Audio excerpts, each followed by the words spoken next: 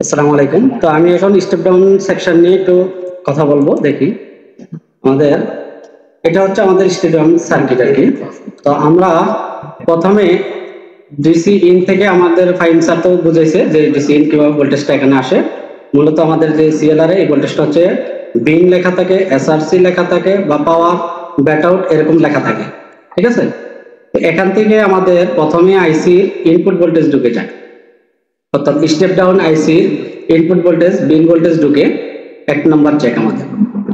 যখন আমাদের 1 number check আসে তখন আমরা আইসির আমার রেফারেন্স 2 ভোল্টেজটা চলে আসে, অর্থাৎ স্টেপ ডাউন সার্কিটের রেফারেন্স 2 ভোল্টেজটা এখানে 2 ভোল্ট থাকে সামথিং বা 1.8 ভোল্ট এরকম সামথিং থাকে। যখন আমাদের রেফারেন্স ভোল্টেজ কমপ্লিট হবে তখন আমাদের এই বিন থেকে একটা এলডিও ভোল্টেজ এখানে ভোল্টেজ ডিভাইডারের মাধ্যমে এনাবল এলডিও তৈরি হয়। এখন আমরা কাজ করতে ক্ষেত্রে আমরা দেখছি যে অনেক যারা কাজ করে ডায়াগ্রাম বোঝে না, তারা ওই যে এলডিও তৈরি হয় না, অর্থাৎ বি রেফারেন্স 5 বি রেফারেন্স 3 তৈরি হয় না, আইসি চেঞ্জ করতেছে। আইসি চেঞ্জ করার পরে যে ভোল্ট ওকে হচ্ছে না, কিন্তু এই যে এলডিও যে সিগন্যালটা সেটা অনেকেই জানে না। তো আমাদের এলডিও যে এখানে ভোল্টেজটা এটা চেক দিতে হবে। তো এই চেকটা হচ্ছে ভোল্টেজ ডিভাইডার করলে যে ভোল্টেজটা আসবে ওটা হচ্ছে এলডিও ভোল্টেজ। এলডিও ভোল্টেজ যখন কনফার্ম হবে তখন আমাদের বি রেফারেন্স 5 বি রেফারেন্স 3 এই ভোল্টেজটা চলে আসবে। এখানে দেখেন 4A 4B দিয়ে দিচ্ছে, অর্থাৎ একই সাথে চলে আসবে দোনোটা, ঠিক আছে। এখন বি রেফারেন্সের ক্ষেত্রে আমাদের ডায়াগ্রামে অনেক সময় বি রেফারেন্স লেখা থাকতে পারে 3 বা এলডিও 3 লেখা থাকতে পারে বা 5 ভোল্ট বিএল লেখা থাকতে পারে। এই তিনটা সিগন্যালই মূলত আমাদের স্কিমেটিক্সে তিনটা লেখা থাকে। যখন আমাদের 4 নম্বর ভোল্টেজ কমপ্লিট হবে তখন আমাদের 5 নম্বর ভোল্টেজে চলে যাবে। এর আগে আইউতে আমাদের এলডিও থেকে আইউর ইনপুট ভোল্টেজ আসবে। যখন আইউর ইনপুট ভোল্টেজ চলে আসবে তখন আইউ আমাদের আউটপুট ভোল্টেজ দেওয়া শুরু করবে। সেই আইউর যে সিগন্যালটা সেটা হচ্ছে S5 অন সিগন্যাল। এই S5 অন সিগন্যালের পরে এখানে কিছু সার্কিট ব্যবহার করতে পারে বা ডাইরেক্টলি 5 ভোল্ট 3 ভোল্টকে এনাবল ভোল্টেজ দিয়ে দিবে। যখন এনাবল ভোল্টেজ চলে আসবে 5 নম্বর চেক কমপ্লিট, তখন আমাদের 6 নম্বর চেক চলে আসবে, অর্থাৎ 5 ভোল্ট এবং 3 ভোল্ট এখানে কয়েলে চলে আসবে ভোল্টেজ, আর গেটিংও সাথে সাথে মসফেটের হয়ে যাবে।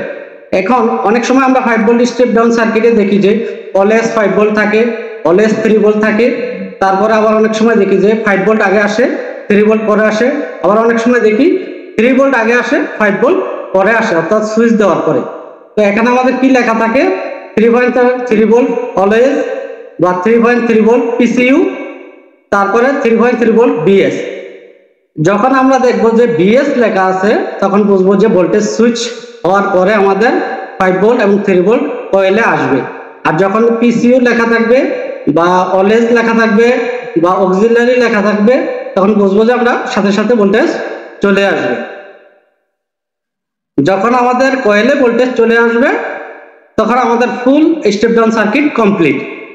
তারপর আমাদের সেকেন্ডারি ভোল্টেজ চলে যাবে।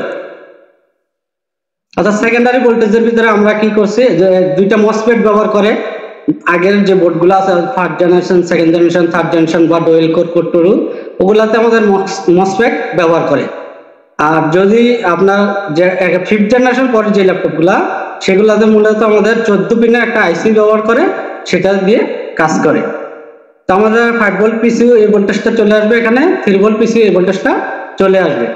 আসার সাথে সাথে আমাদের এখানে যখন আসে পুরো বোর্ডে আমাদের ভোল্টেজ চলে যায়, অর্থাৎ কোন কোন সেকশনে ভোল্টেজ যায় এখানে আমি সেই 4টা দিয়ে দিয়েছি, এখানেও 4টা দিয়ে দিয়েছি।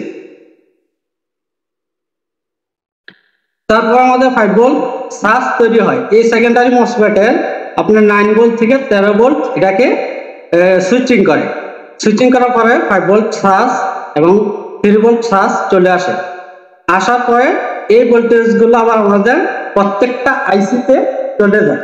প্রত্যেকটা আইসিতে এই ভোল্টেজগুলো চলে যায়। এখানে সবকিছু লিস্ট দেওয়া আছে, যেমন সিপিইউ আইসিতে touchpad, HDD, ODD, keyboard, LED, CPU fan, HDMI, sound IC, etc আরো অনেক জায়গায় যাইতে পারে।